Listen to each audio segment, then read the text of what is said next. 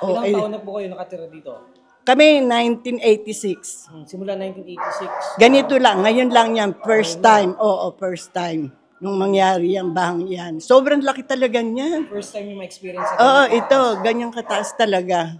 Kami pag ganyan, hindi man kami nagtataas ng gamit kasi nga, hindi masyadong malaki. Pero ngayon, ang bahay namin, parang bahay ng naku, ayokong pumunta sa bahay namin, napakadumi. Yung kotse namin, biro mo itinaas, ginak.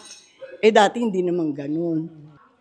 Nag-umpisa yan, maaga pa, nung lumaki ang tubig na yan.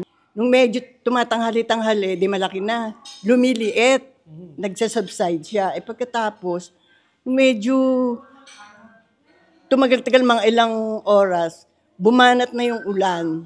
Ayun na, ang lakas na ng ulan, tumaas na ang bilis ng taas ng tubig.